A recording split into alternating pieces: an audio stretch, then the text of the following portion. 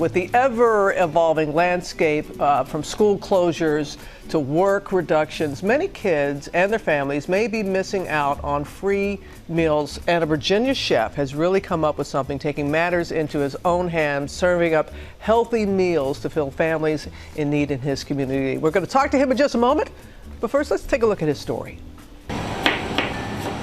Like so many small business owners, Chef David Guas of Bayou Bakery in Arlington, Virginia, is reducing operations this week.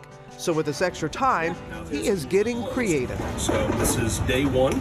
The one thing I know how to do right now is cook, So it's like, okay, what can I do? And if I can make a big pot of beans and feed some people, that's kind of at its core, what this is. Serving up a hot meal of red beans and rice and fresh fruit for kids and their families in need. The main reason for getting this started was literally to take care of my team and their kids. They're part of this affected issue with the schools closing. Chef Guas partnering with local community organizations, Real Food for Kids and Fruitful Planet, to help raise funds to fuel his operation. When schools closed, we thought that there would be a big gap and there would be some needs. We want to complement the great efforts that are going on in our community. Over 70 lunches served so far and counting. It's a warm meal, providing some much needed comfort. And that caring chef joins us now in his kitchen on FaceTime. Good morning. Well, who dat? Who dat? That's right. You're from New Orleans, man. If she's she's very happy because Drew Brees is coming back to the Saints. That's Robin's right. very happy about that. Oh, don't I know it? I got the alert yesterday. And we know that you're already in the kitchen. You're getting ready to serve lunch to more people in need in your community. And what has the community's response been to what you're doing? I tell you, yesterday was kind of our kickoff here in front of the restaurant. We set up outside on the patio. A lot of onlookers honking, saying, "Way to go, chef, keep it up." Coming in, asking how they can help, because we are still open for grab and go in the restaurant itself. So just heartfelt comments and wanting to give back financially, but also just kind of being cheerleaders. And it's just goes to show you right now, we need all the positive energy that we can right now. Yep. So it's been amazing. So we certainly need to see that, and you are right there doing that for us. As we know, you are from the New Orleans area, you're a native of that area, and the fact that you helped out in that community, in Who Dat Nation, after Hurricane Katrina. Chef, what did you learn from that experience that's helping you right now?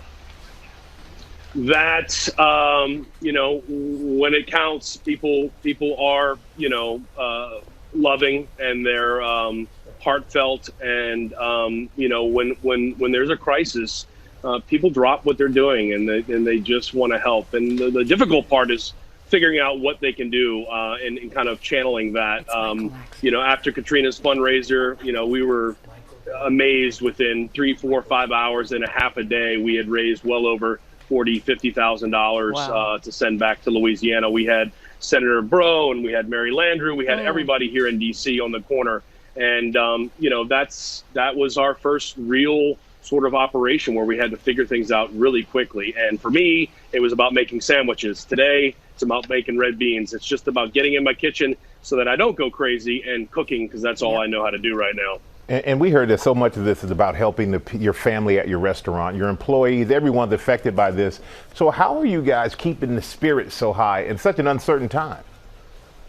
Well, I can tell you, Michael, right now we got Bob Marley on the radio in the background. That helps. We're trying to just kind of get through this, showing up every day. I walk in the restaurant at 4:30 in the morning and I make beignets, and then I punch out a sheet pan of biscuits, and then that's kind of how I wake up, and I just do what's in front of me right now, and that's what we're doing. But we got amazing organizations behind us right now. We obviously partnered with Real Food for Kids. We're taking on fundraising money right now. We already had our first big donor of $5,000 was Zwilgen, a local law firm, which was amazing. But basically, we're sending everybody to realfoodforkids.org because that's where our fundraiser page is, to be able to keep buying the beans and keep buying the rice, so that we can keep some of our staff on payroll here at Bayou Bakery to feed our local county and all the school kids that basically have no access to their one free meal a day. that was my main concern. I mean, 80% of my staff here at Bayou Bakery have children at the local elementary school 4 blocks away from the restaurant. Right. And, you know, how are they going to get their meal? I mean, and Arlington County is doing so many amazing things, they just can't do it all. So we're literally filling the cracks and supplementing what we know they're just not capable of doing at no fault of theirs. And your generous spirit, Chef, is contagious. I was reading up on the research, the stories that you've told about someone coming in to buy a cookbook and overpaying you for it, someone coming in to buy a gift card and just not even taking the gift card, saying, give it to somebody who actually needs it. Those little gestures mean so much. How can our viewers get involved?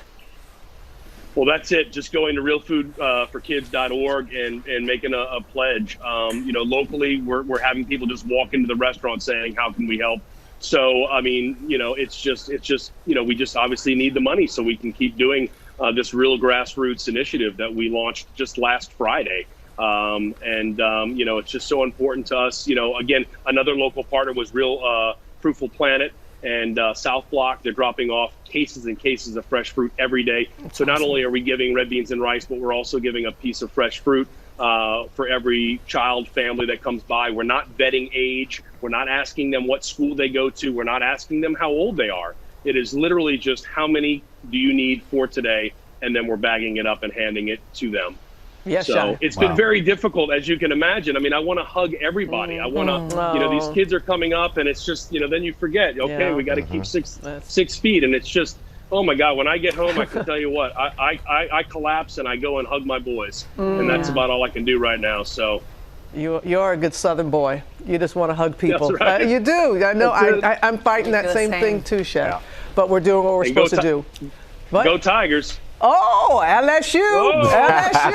We can just go on and on and on. I love it. Bless you. Thank you for the work that you're doing, and everybody there at the bakery. You take care. And we know that there are so many all around the country that are doing something similar. Everybody has resources to give, and they're banding together just like the chef. So we appreciate it. Really helpful to see. Yeah, it's great.